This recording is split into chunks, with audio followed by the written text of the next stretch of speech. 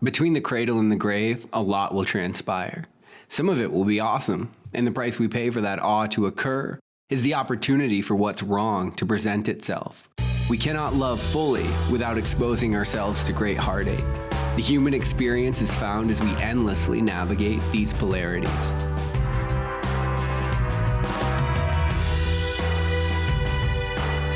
What it means to be human is to lean into the activities, conversations, and moments of discomfort, because everything you do is a celebratory act of that very moment. It means that regardless of the setbacks and the obstacles, you keep progressing, not because there is somewhere to get, but because the best parts of this life only reveal themselves in the steps we never thought we had the courage or talent to take. And we were not meant for utopia, but instead to shoulder the burden of never having it. We're here to contend with our lives, and as we do in a forthright manner, we're gifted with the holy grail of meaning. One sip from that chalice, and we instantly understand that the heartache was simply the price of admission.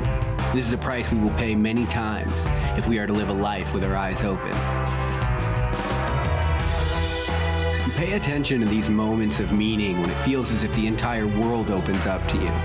It may come in the middle of a sporting event when time is slowed, and for a brief moment you're given full reign over the kingdom.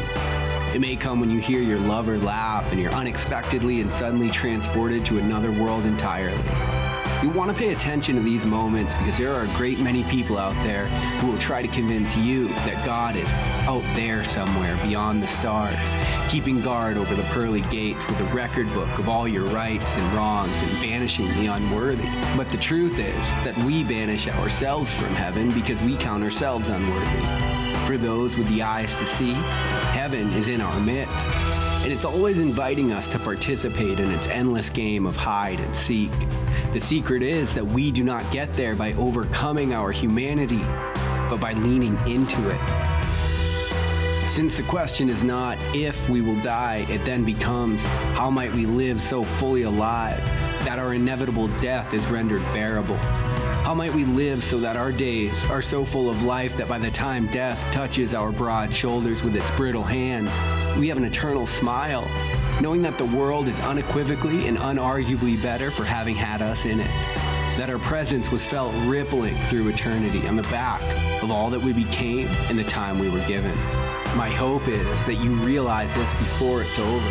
That way, whenever your internal energy is set free from the limits of your bodily structure, those whose lives were changed by you having been here can say that you did it right, that you lived in a way that rendered something as awful as death just a bit more bearable, that you stood while others knelt and set sail while others clung to the safety of the shore, that you were love amidst heartbreak, light amidst the dark, and music amidst silence, that despite the limited number of your days, your years were full of life. My prayer for you is that you learn to see the inevitable death of what was as the birth of what is and what will be. This is the eternal invitation to embody the hero in your own life. As a human, part of your story will be inconsequential in the long run. You have a body that billions of years from now will most likely exist as dust floating in the cosmos on a planet that used to hold life. You also have an operating system that allows you to reason with the gods and dream up the limits of your world beyond physics. You have this moment and this day, and the hero is the one who steps up to face whatever it is that the moment holds, not because they desire the validation, but because in all of existence, the opportunity to align yourself with what's right and what brings meaning is a gift that is uniquely human.